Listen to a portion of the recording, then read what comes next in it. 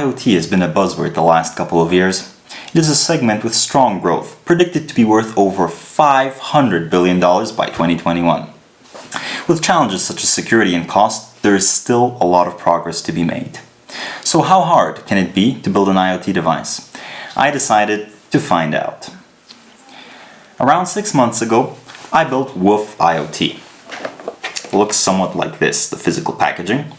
It is a somewhat ridiculous wireless environment monitoring system for my dog, Lucky.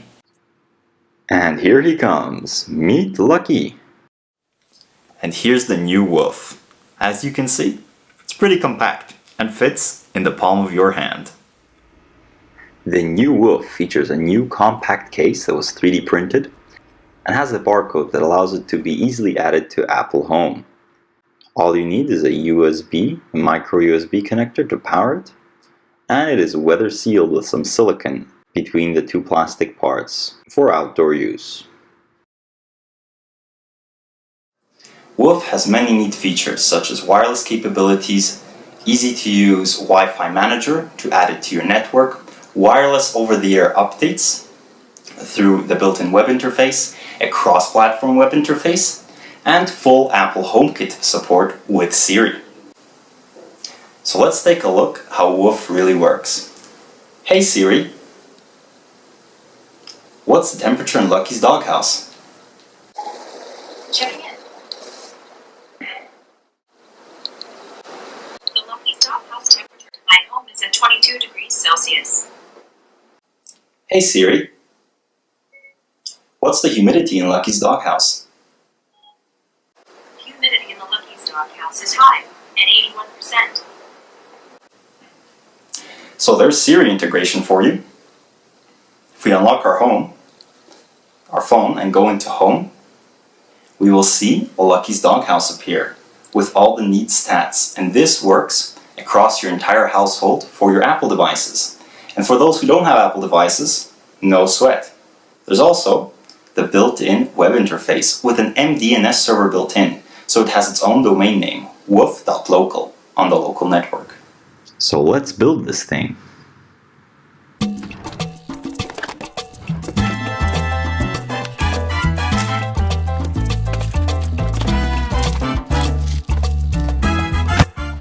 So for this project we're going to need a Raspberry Pi. This is optional, however will be required if you want to have Siri compatibility through HomeKit and basic compatibility with Apple HomeKit.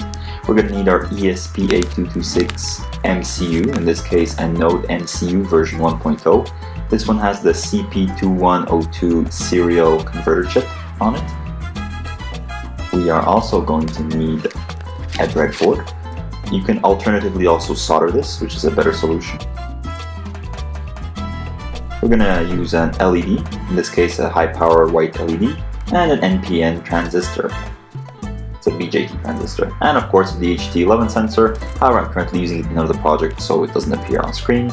A pack of resistors, assorted, a USB cable to connect the ESP to your computer for programming, and some connecting cables. Not necessary if you're not using a breadboard. And it's good to have a voltmeter, or better, a multimeter tool if you're going to be building this and you want to test the circuits, but not required. And let's get going, we're good to go. So, you might be wondering, how does the circuit for this look like? Well, let's take a look. At the heart of everything we have the ESP12.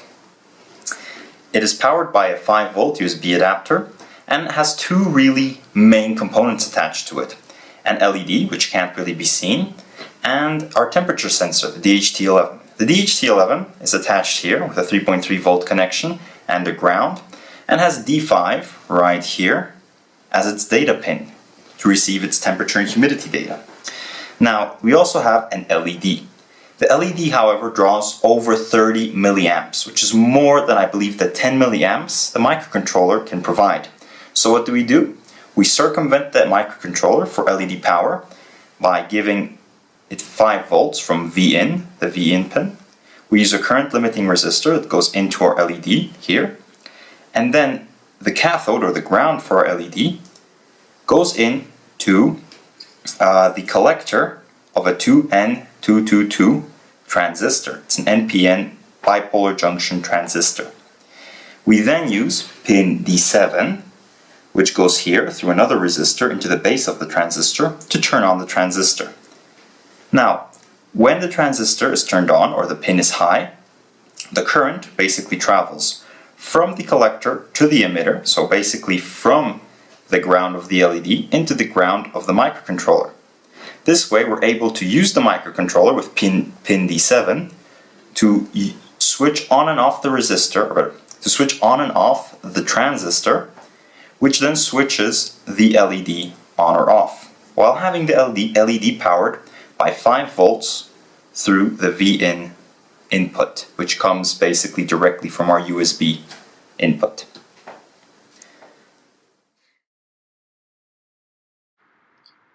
While the first WOOF prototype was built on a breadboard, the final version was inside my own compact 3D printed case. As a result, the DHT11 had to be directly soldered on to the Node MCU, as can be seen here after soldering. Let's glance over some of the code for WOOF IoT. For the full explanation of the code, check out my article in the description. We start off by including some libraries like the Wi-Fi web server, DHT library for our sensor, the MDNS library for our MDNS server, which allows us to have a woof.local or domain on the local network, Wi-Fi manager for adding Wi-Fi networks, or better connecting to Wi-Fi networks easily, and again HTTP update server for updates. We define our variables for the DHT, the temperature, humidity, and LED state and pin. We then initialize all the servers and devices, and then we have here our web interface, which is stored in a super long string. It's basically HTML, some CSS, and the Bootstrap framework. We also add some variables such as TH for temperature and humidity, and LED state, so we can add basically some values from our sensors and devices into the web interface. Then we have a handler that's basically going to run whenever the user interacts with the site. Whenever the user clicks on something, it'll run this handler, and basically here we can add different if statements to test for which button was pressed. However, in this case we only have one button for outputs, or D7. When this is done, it runs the function handle D7, which will then get update our GPIO pins right here, this function, and basically this will turn on and off the LEDs depending whether the status is high, or 1 or 0, high or low. Now we also have our setup function, which basically initializes serial for debugging, sets our pin mode to output, initialize Wi-Fi manager, and basically make sure we're connected. This code here is for MDNS server and for our update server. And then here we have basically we're creating an extra page called temperature, and this will have a JSON file containing the temperature and humidity, which our home bridge server is going to use to basically allow our Apple Home through HomeKit to see the temperature and humidity data. So this is important. We also have the same thing for LED control. For HomeBridge, we're creating 2 pages, LED on and LED off, and whenever a user accesses it, or a computer does an HTTP request to these URLs, it'll basically turn on and off the LED or any other GPIO we attach devices to. And this is also controlled by the HomeBridge server. When Siri or someone using Apple Home makes a request to turn on or off the light, the HomeBridge server will access, or better, make an HTTP request to these URLs, these pages, and turn on and off the LED. Then we have our loop that handles basically a handler for our server and reads values for temperature and humidity with a 1 second delay, as our sensor is a bit slow to read data. It has a polling rate of just 1 Hertz. Phew. Another component for enabling Apple HomeKit and Siri compatibility is the HomeBridge server. Let's take a look. The HomeBridge server is the intermediary between our WOOF device and Apple HomeKit support, as the WOOF, and more specifically the ESP8226, does not natively support Apple HomeKit in the Arduino IDE. So, basically, after installing HomeBridge on our Raspberry Pi, which I'll show in another tutorial, we have to configure it by basically modifying the config file, which is a JSON file. We set up a homebridge device. We're just going to call it homebridge.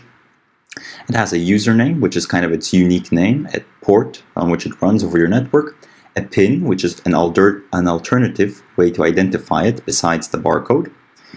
We have manufacturer, model, and serial number, which is clearly made up here, a short description. And now, inside this bridge, we're going to have several accessories. In our case here, we're going to have two. An HTTP temp hum accessory, which you can download and install from GitHub.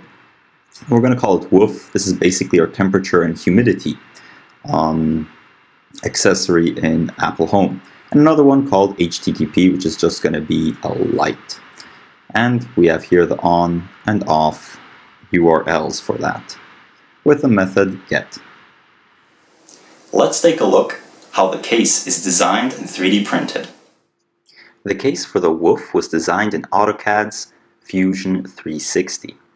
The case was designed in two pieces and two parts, a top and a bottom.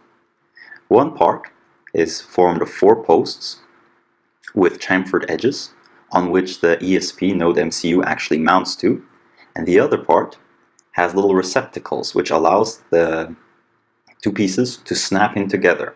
And there are tolerances that account for the width, or better, the depth of the PCB, meaning the microcontroller itself is sandwiched in between the two parts, with a cutout for the sensor.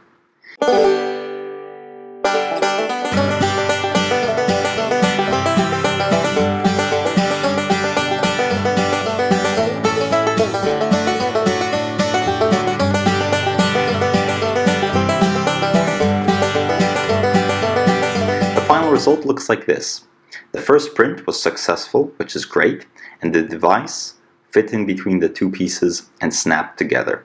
These were later sealed with a little bit of silicon to add weather resistance. And that's the story of WOOF IoT, a wireless doghouse temperature and humidity monitor, which is now on its 2nd revision. Best part? It's quite simple to build once you basically know how to manage all the parts, and I've included the code, the circuit diagram, the CAD files for 3D printing the case, and everything you need to know. So if you want to read more about it, check out the link in the description below. If you've enjoyed this video, give it a thumbs up, comment, and subscribe if you haven't already. While you're at it, check out some of my other tutorial and project videos. See you next time.